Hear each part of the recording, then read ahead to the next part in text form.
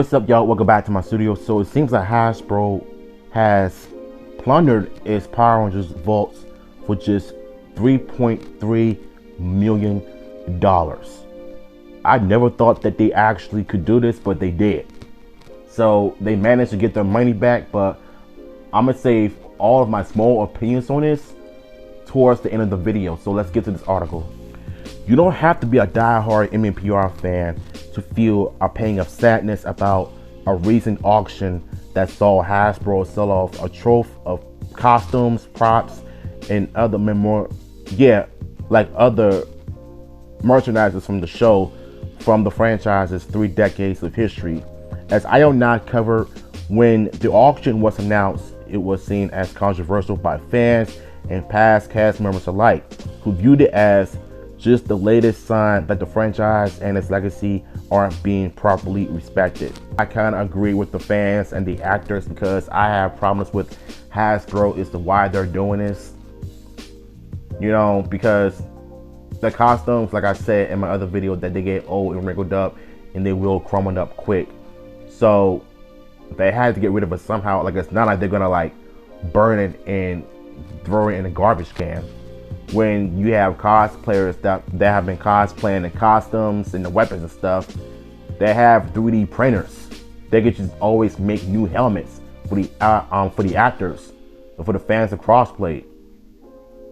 So I don't see what's so hard for them to actually do that when they could just have, you know, 3D printers in their house and they could just redesign the helmets, 3D print the helmets and whatever. But at the same time, though, I understand what the actors and the fans are coming from, because, like I said, I hate what Hasbro did, but they didn't have any money. They were letting go of their employees. They were short-staffed. Like, they were just dead broke. They lost like $1 million this year because of what was going on behind the scenes. They're not making toys anymore. They lost $1 million.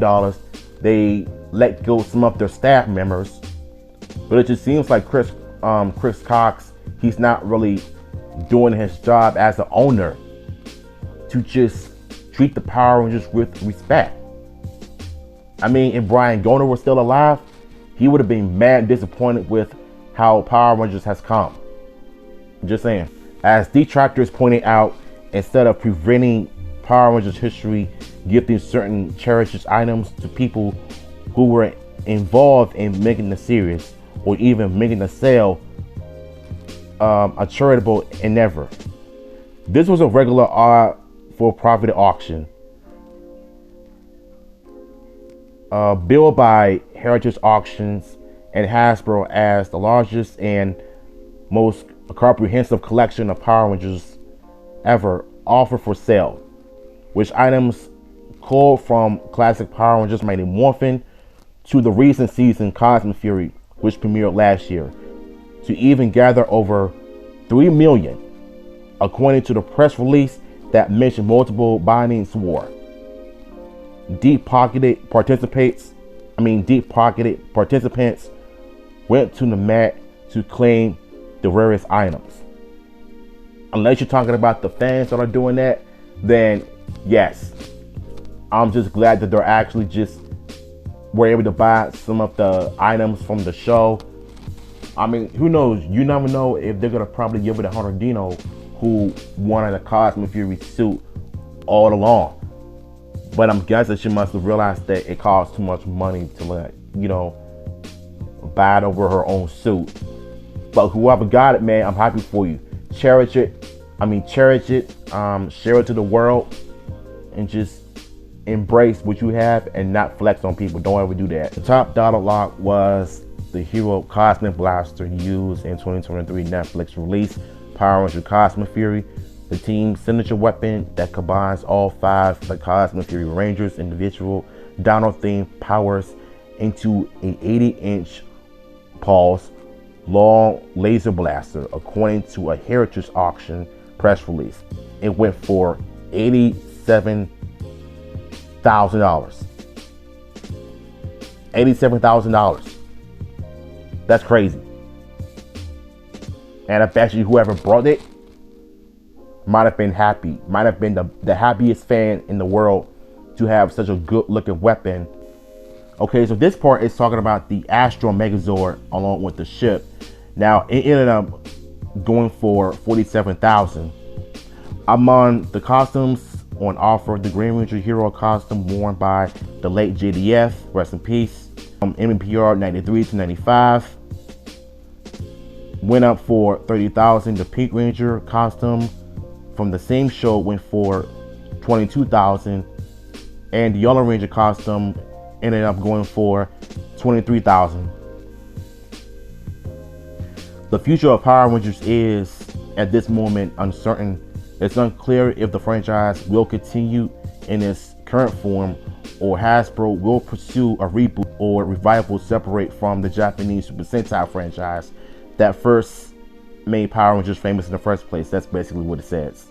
Okay, so it's pretty much just confirmed that they pretty much made over $3 million despite losing $1 million early this year.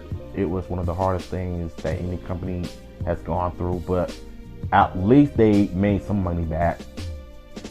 So the bigger question is, are they gonna like put some more money in the Power Rangers when maybe other companies are gonna end up buying it to make TV shows, and Hasbro could just make video games, and Playmates Toys could just make Power Ranger toys from now on.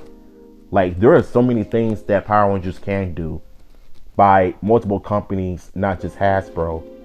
Because even though Hasbro owns the Power Rangers IP, but other filming companies and networks could end up treating Power Rangers right if they wanted to. Because Chris Cox, I feel like he needs to go. We need somebody who understands and respects Power Rangers and can just treat it with respect and love and care, instead of being about other franchises like Transformers and My Little Pony or like G.I. Joe. So at the end of the day, they made their money, they got their money back. Now all they got to do is just stop playing and just put some money on Power Rangers and just give the fans what they want, and stop having us wait 3 to 4 or 5 years for a reboot, because it's gone along long enough. Enough is enough. We want the reboot now.